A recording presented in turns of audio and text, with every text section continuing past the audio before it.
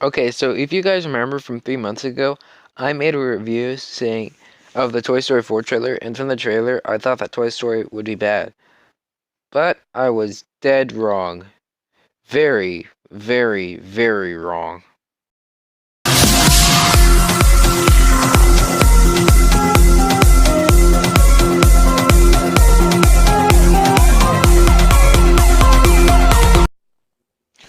Ah, so a lot of the stuff that I said in my Toy Story 4 will be bad review were actually wrong from the actual movie.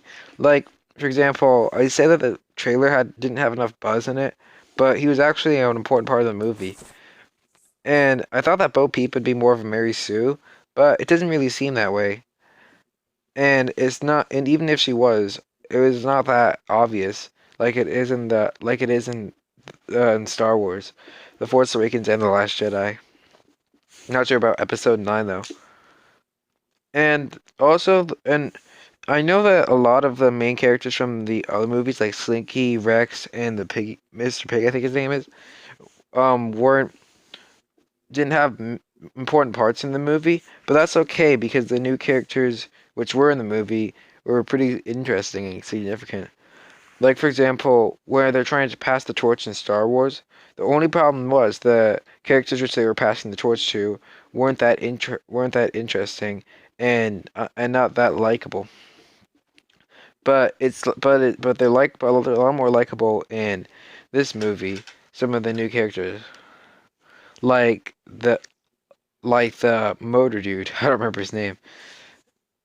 The guy who, and also some of the stories um were tragic because I don't think before we've heard about toys who have been not just rejected but not just left behind. We've heard of toys which have been left behind but not rejected, and we've had to see what toys feel when they get rejected.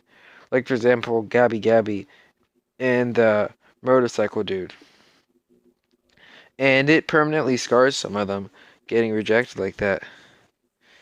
Maybe next time you think twice before buying a toy and then rejecting it straight away. Because that's what happened.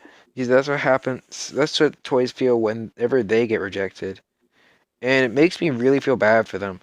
And also the main villain, who I guess is a villain, Gabby Gabby, is really easy to sympathize with. He's not like one of those villains who are just evil just because they're evil. I mean, you can actually see stuff from their point of view. And what their objective was to steal Woody's voice box thingy, like his speaker, so that because he thinks that if she does, then toys would love him, would love her. Wasn't Yeah, and it didn't seem that bad. And it didn't even seem that bad to start off. And there wasn't really mainly an antagonist like there were in the other movies, but that's okay. It looks like you don't really need an antagonist as long as you have an interesting. Yep. Yeah, and then you have an interesting story. Like most of the conflict to get to get Forky back to Bo Peep, and I'm surprised that how little of a role Forky played in this movie.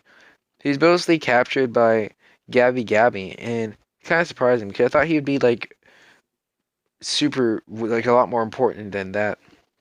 How he was portrayed in the movie.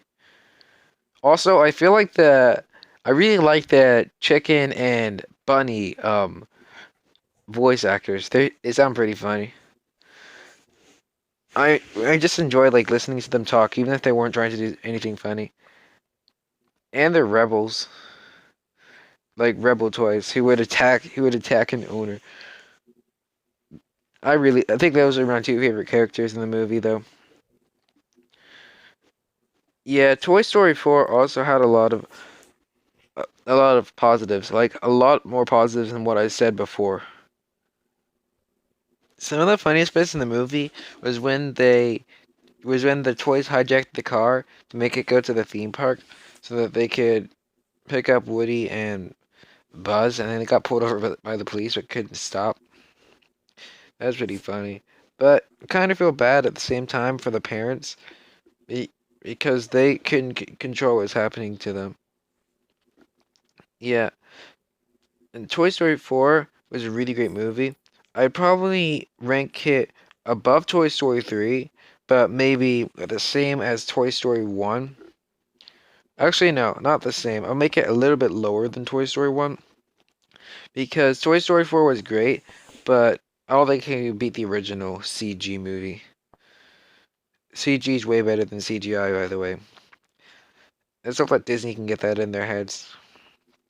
And that they can stop making CGI live action remakes, which are cash grabs, all of them. But the thing is, I did think that Toy Story 4 would be a cash grab. Like, it was totally unnecessary, and Toy Story 3 seems to end the cycle. But I have a feeling now that there's going to be a Toy Story 5. And there's only one. The problem with that is that there's only one like possible solution on how to make an interesting story. That would go on to a lot more sequels of Toy Story. Maybe one of a revolution of the toys, which leads into the human migration, and then the pollution, like at WALL-E, like in WALL-E. That would be really interesting. But the thing, wait, yeah, but that might not make sense. Or maybe instead of that, they could have it that the toys, evolve into the cars. Okay, that seems weird though. It seems more like a de-evolution.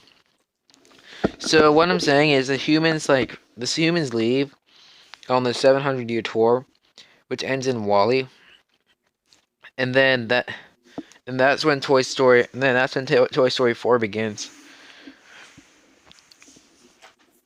Wait, no, that's not right. So then, it may be in toys. Maybe when they realize that the toys are coming to life, humans evacuate, and then this is also a time where, and then it'll become polluted, like in cars. The cars are able to clean it up, but then they lose oil and die off, which leaves the world as the wasteland that we see it in WALL-E. And then maybe the repair bots are sent in from space to repair the mess, and then that would make the Pixar theory. That'll be interesting. So for those of you who don't know what the Pixar theory is, the Pixar theory is that every single Pixar movie is intertwined, and maybe Toy Story 4 could help with the intertwinement, and maybe Toy Story 5 could if they follow that same plan which they've been doing before. But as of now, I'm pretty sure that all the Pixar movies are intertwined, so in one way or another. Well, I mean, we already have Toy Story intertwined with the By and Large. And there's also Dinoco in Toy Story 4, which I saw. It's at the gas. If you watch it really closely, the gas station that they go to on one of their stops is Dinoco. And if you remember, Dinoco was Lightning McQueen's friend in Cars. So who knows? Well, that's it for today's review of Toy Story. Ignore everything I said 3 months ago about Toy Story 4 being bad. It's a really great movie, and you should watch it.